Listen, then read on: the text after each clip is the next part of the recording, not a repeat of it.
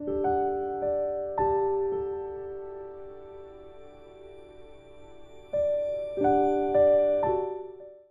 말씀의 제목이 있습니다. 그것은 인생의 가장 큰 소망이에요. 인생의 가장 큰 소망.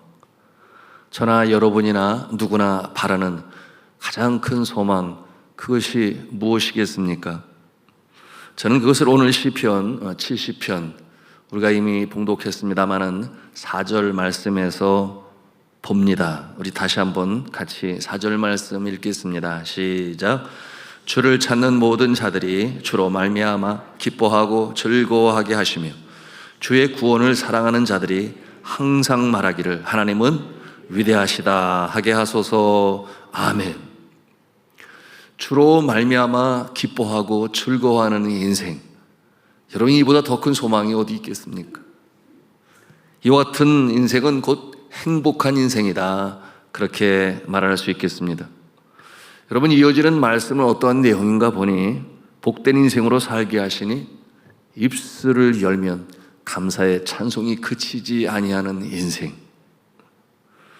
어떠한 찬송을 드리는가? 하나님은 위대하십니다. 하나님은 위대하십니다. 이 감사의 노래가 그치지 아니하는 인생이니 더 이상 무슨 바람이 있겠습니까? 무슨 소망이 있겠습니까? 오늘 시편 기자인 다윗은 그 짧은 구절을 통하여 인생이 무엇인지, 인생의 낙이 무엇인지, 그 낙이 어떻게 오는지, 누구로부터 오는지 아주 분명히 확실히 알고 있는 그 모습을 우리에게 보여주고 있습니다. 이렇게 간결하게 시편 70편에 5절로 이루어진 이 짧은 시편으로 우리에게 요약하여 말씀해 주는 거예요. 그러기에 그는 인생의 환난 중에 있을 때도 절망의 구렁텅이에 주저앉아 있지 아니하고 다시금 일어나서 세월을 허송치 않는 모습으로 살아갔습니다. 우리 1절 말씀을 같이 읽도록 합니다. 시작. 하나님이여 나를 건지소서, 여호와여 속히 나를 도우소서. 여러분, 이 말씀은 우리의 인생 여정 가운데 인생의 구렁텅이에 빠질 때가 있다고 하는 거예요. 거기서 바로 나올 수 있으면 좋겠는데 우리의 인생이 그러지 못할 때가 있다라고 하는 것을 또한 보여주는 것입니다. 소위 beyond my control, 무슨 뜻이겠어요? 나의 능력 밖의 것. 하나님이 우리에게 손과 발을 주시고 생각할 수 있는 지혜를 주시고 또한 예수를 믿는 믿음도 주셨지만, 그러나 그럼에도 불구하고 여전히 내 힘으로 해결하지 못하는 문제가 우리의 삶에 닥쳐올 때가 있다라고 하는 것입니다. 그것이 바로 인생이라는 거예요. 그것이 다윗의 고백인 것입니다. 설상가상으로 시간을 다투는 일도 있죠. 시간이 지체되면 위급합니다. 위험합니다. 그러므로 다윗이 뭐라고 기도를 해요? 여호와여 속히 나를 도우소서. 비상기도를 하는 것입니다. 여러분, 그와 같은 모습 우리가 대합니다. 저에게 그와 같은 소식이 알려오면 바로 중보기도단에 올려서 잠깐 하던 일 멈추고 5분이라도 함께 기도합시다. 그래서 함께 기도하지요. 또 그런가 하면 어떤 분은 전혀 새벽 기도에 얼굴을 안 보이시는 분인데 갑자기 나타나면, 어떤 상황인지 제가 마음이 덜컥해요. 무슨 어려움이 있구나. 아니나 다를까 눈물로 주님 앞에 하소연하는 그런 모습도 대합니다. 여러분, 이처럼 시급을 다투는 비상적인 상황, 근데 우리 하나님은 급하면 급한 대로 기도 응답을 해주시고 또 급하지 않으면 하나님의 때로 천천히 응답하실 때도 있습니다. 우리 하나님은 졸지도 아니하시고 주무시도 아니하시면서 우리를 바라보시고 또한 기도를 들으시고 위급한 상황에서 건지심으로 말미암아 살아계신 하나님을 나타내시는 좋으신 하나님이십니다. 그러기에 우리가 주님 앞에 아뢰는 것이죠. 전에도 나누었습니다만 네팔 선교지에서 참 어려운 일을 당한 적이 있었는데, 그날은 학교에서 저희 아이들 행사가 있어서 저 아내가 이제 학교 행사에 참여를 했지요. 근데 저나 아내는 학교에서, 저는 신학교에서 할 일이 많으니까 중간에 빠져나오게 되었습니다. 차를 몰고 이제 길로 나가는데 모퉁이를 딱 돌아서는 순간 저쪽에 한 그 무리들이 모여 있습니다. 그러고 보니 길에는 차가 별로 없는 거예요.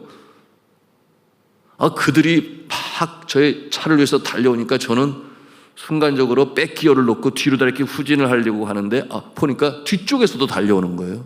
그 폭도 무리는 누구인가 하면 현 왕정에 반대하는 소위 마오이스트, 공산 이념을 가지고 나라를 새롭게 하려고 하는 무리들이었는데, 저희가 학교로 갈 때까지만 해도 그러지 아니했는데 행사를 보는 동안에 소위 커퓨, 뭐냐면 차량 통행 금지를 발표한 거예요. 그리고 차가 길거리에 돌아다니게 되면 소위 본때를 보여준다고 해서 그 차를 잡아가지고 불타는 타이어를 차 밑에 집어넣습니다. 그러면은 불이 붙는 차가 펑펑 터지면서 위협과 두려움을 조성하게 되죠. 여러분, 이와 같은 모습을 보면 생각하기를 경찰이 가만 놔두냐고. 경찰의 치안 능력이 그러지 못하니까 문제죠. 그래서 성난 폭도들이 달려오는데 보니까 광분하였어요. 그들의 눈을 보니까 정상이 아닌 것 같은. 그런데 보니까 저쪽에서 그 불타는 타이어를 끌고 오는 거예요, 이제. 왜? 이 차를 불태워버리려고. 자, 이와 같은 상황인데 어떻게 해야 되겠습니까? 저지해야 되겠죠? 나가서 그러지 말라고 달래야 되겠죠? 제일 먼저 떠오르는 생각은 하나님, 구해주세요. 하나님밖에 없습니다. 기도가 저절로 나오지요.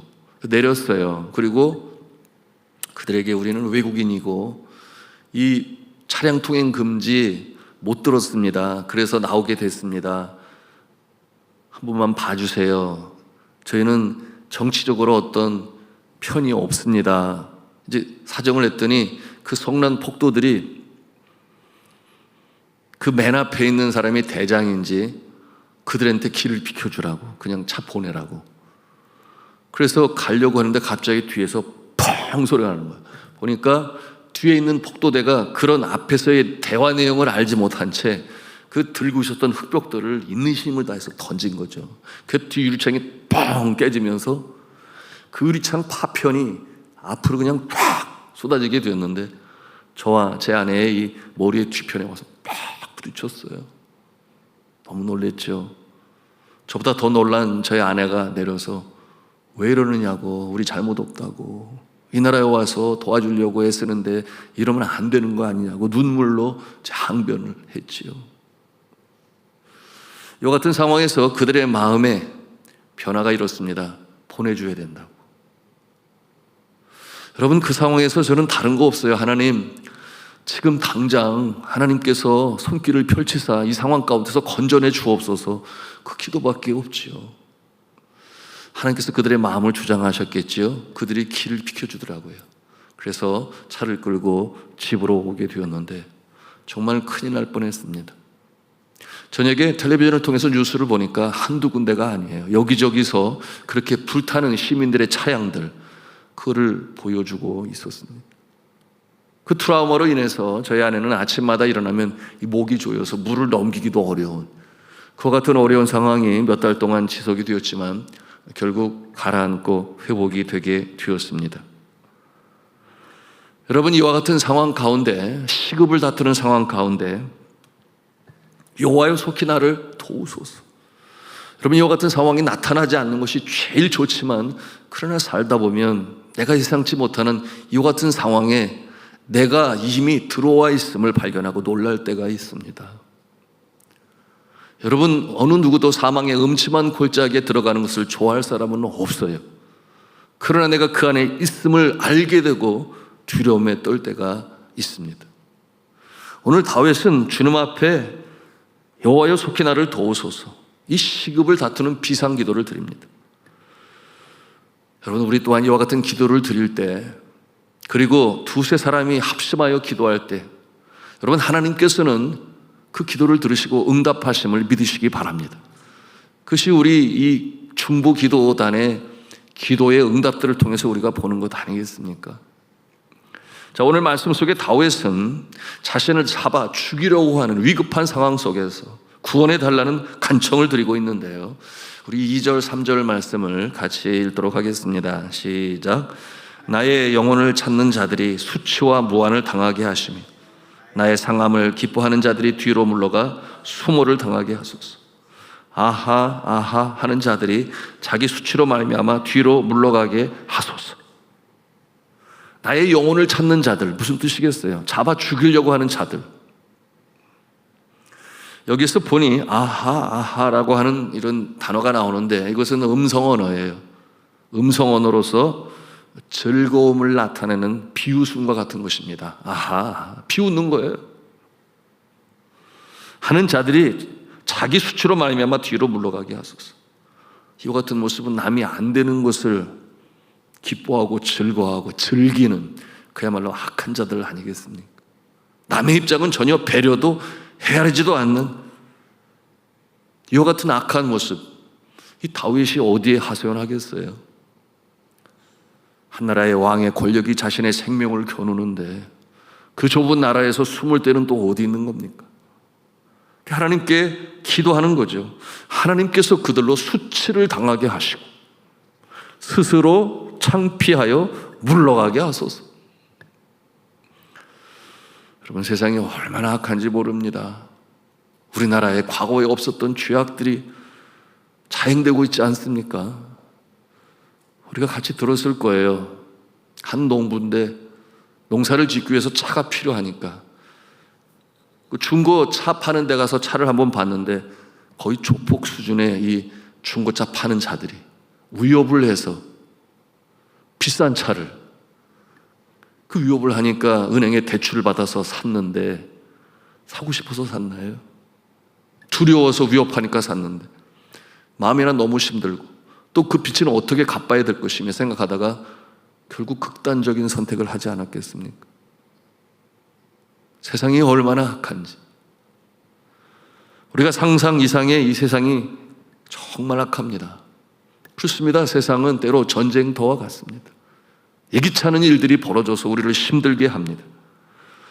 이 한날도 도대체 어떤 일이 일어날지 아무도 예측할 수가 없습니다. 여러분, 전능하신 하나님 아버지께서 우리를 지켜 보호하시지 아니하시면 우리는 정말 살 수가 없는 세상 속에 오늘도 살아가는 것입니다. 여러분, 그런데 하나님의 손길이 우리를 보호하심으로 오늘도 우리는 이겨나갈 줄로 믿습니다. 그럼 우리 이 새벽에 기도해요. 하나님 아버지, 나 인생은 주님의 것입니다. 주님이 인생의 생사오복을 다스리시는 창조주심을 믿습니다. 여러분, 이와 같은 믿음을 가지고 기도하는 자, 주님께서 오늘 다윗처럼 그 기도를 들으시고 함께 하심을 믿으시기 바랍니다. 어릴 적 목동의 시절부터 야비의 양을 칠 때에 그 사망의 음침한 골짜기에서 사자의 이빨과 곰의 발톱에서 사투를 벌이며 그 양들을 건져낼 때, 여러분, 그 소년이 어떻게 사자를 당해낼 수가 있나요? 하나님이 하시는 거죠. 여러분, 그 다윗이 어떻게 골리앗 장수를 이길 수가 있나요? 하나님께서 하시는 거죠. 그러므로 다윗은 인생의 생사복의 주관자는 하나님이시다, 이 확신이 그 심령의 믿음으로 있습니다. 그 믿음으로 담력을 얻었고 그 믿음으로 어려운 때가 닥쳐올 때마다 이겨낼 수가 있었습니다. 그러므로 오늘도 소망의 기도를 드리는 거예요. 우리 4절 말씀 정말 우리의 가슴에 두고 늘 암송해야 될 구절인데 같이 읽도록 하겠습니다. 시작. 주를 찾는 모든 자들이 주로 말미암아 기뻐하고 즐거워하게 하시며 주의 구원을 사랑하는 자들이 항상 말하기를 하나님은 위대하시다 하게 하소서. 아멘.